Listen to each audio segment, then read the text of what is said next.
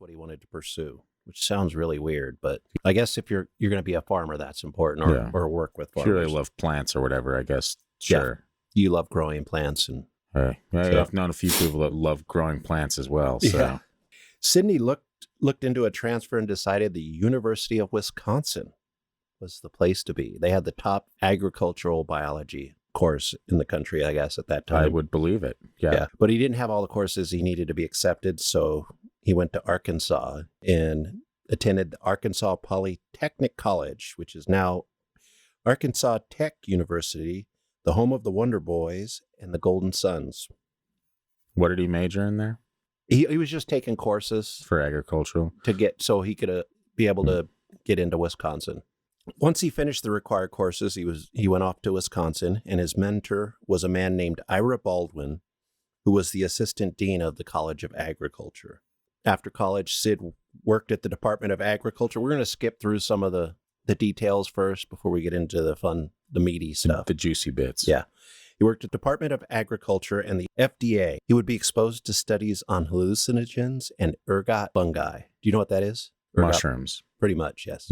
Ergot, I think, is one of the suspected causes of the dancing plague in the Middle Ages. It's probably not the cause, but sure. Could be. You think it's demons, huh? Yeah, I think demons were like, dance, woman, dance. Everybody dance. Yeah. It could be both. It's the origin story from the guy from Footloose. Oh, that's what it was. The demon that inhabited the whole film Footloose.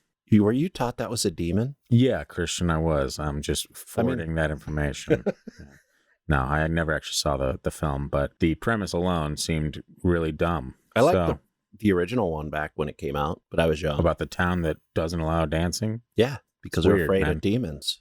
I don't think that was the case. You know who else doesn't allow dancing? The Taliban. You don't know that? I do know that. Have you been in the Taliban, Christian? Everybody knows that. That wasn't something I was taught about the Taliban. They weren't in school, so anyway, you know the deal. But also dancing.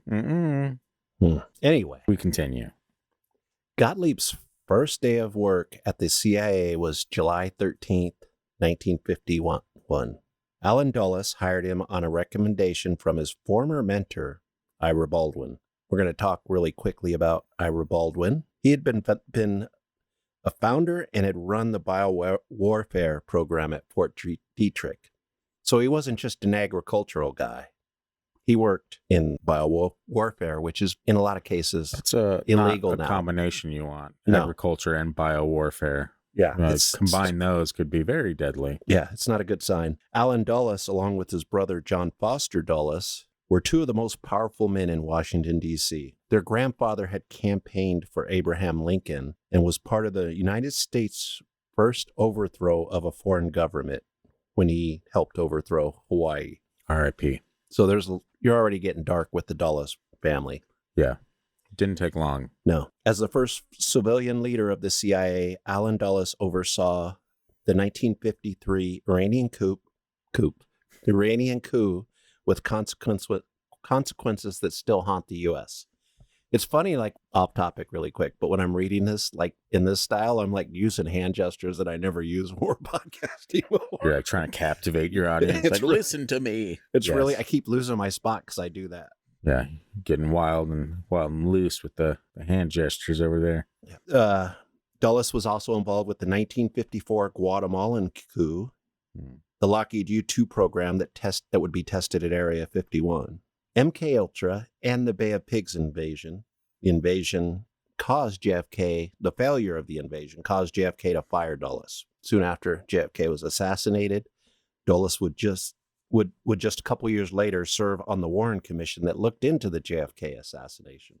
Well, would you look at that? So like I said, Gottlieb was almost like a hippie before there were hippies. We're going to get back to Gottlieb. I just wanted to set up some of the people that he worked with. He and his wife had 2 daughters, and they lived in a remote cabin in Vienna, Virginia. They had no electricity or running water, and it was an eco house. So not the good Vienna is what you're saying. No, not the good Vienna. I was like, oh, Vienna. Then you're like, Virginia. And I was like, okay. Yeah. Never mind. He meditated with candles all around him. He grew vegetables and got up before dawn to milk his goats to make yogurt daily. He made daily yogurt? That's what they said. Or he milked his goats daily. I don't know if he made yogurt daily, I'm pretty impressed with his work, I know, work like, ethic. half of his day was probably making yogurt. Yeah. And he's doing this before he goes to work that day. Wow, Gottlieb. Hey, the rest of us called. We want some notoriety ourselves, all right? Yeah. We do stuff too.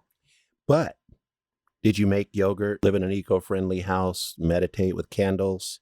That's witchcraft. And then the book says he was the most prolific torturer of his generation. I'm sorry. Where does that fit into the farmer lifestyle and the yogurt making and the meditation? We're going to get into that.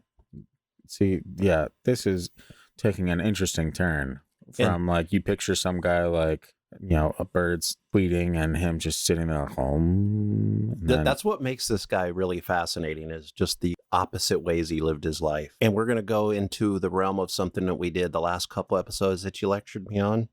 Drugs. He took LSD hundreds of times. Hundreds sounds, just as a spectator, Excessive, to say the very least. Yeah. Hundreds is like doing it like at least once a day for a year. That'd be hundreds of times. Well, we will see that he was not against giving somebody LSD every day for a year. Nice. Please continue.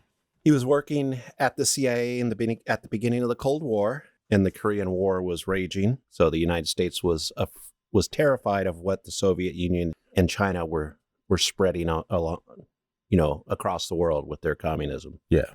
This is when captured soldiers are confessing on video from China that they have been dropping chemical and biological weapons on North Koreans. On North Koreans? Yes. Nice.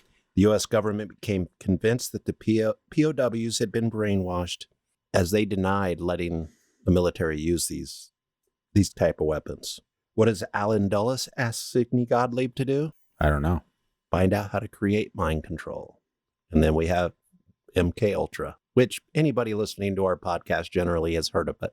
Yeah, it's a pretty common, at least catchphrase that's tossed around, or buzzwords. Yeah, so we're going to get into a little bit of what it is, and it's a vast program, so this is probably only a small segment of it, but this is basically one of the leaders of MKUltra we're talking about.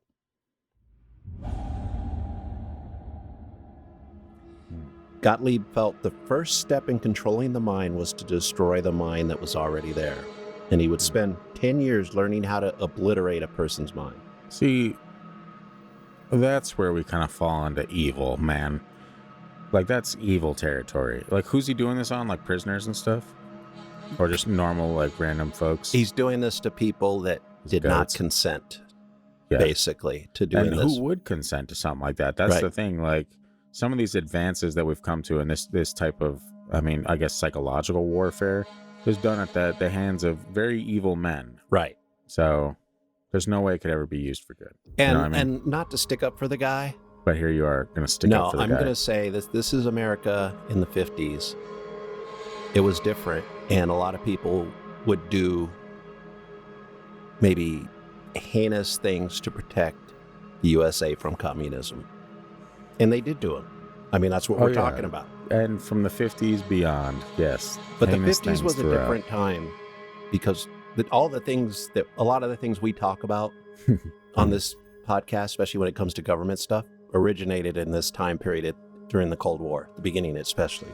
Speaking of government stuff, is that a truck idling or is that a helicopter? Can't really tell anymore. People with their F-850s. I can't. Good grief. I can't tell, but I'm sure the government knew I was working on this subject. That's a plan for sure.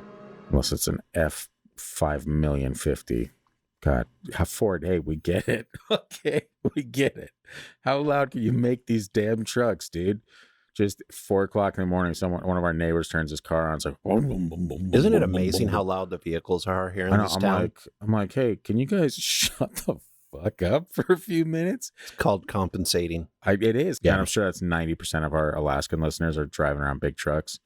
I can't imagine that our Alaska listeners are driving around in a Toyota Corolla right now. Well, there's a lot of big trucks now that don't make that noise. That's a choice. It really is. Yeah. You like that Hemi? Yeah, there it is. Yeah, it's not like you can tow some stuff, can't you? Yeah, it's not like a Harley. Yeah. But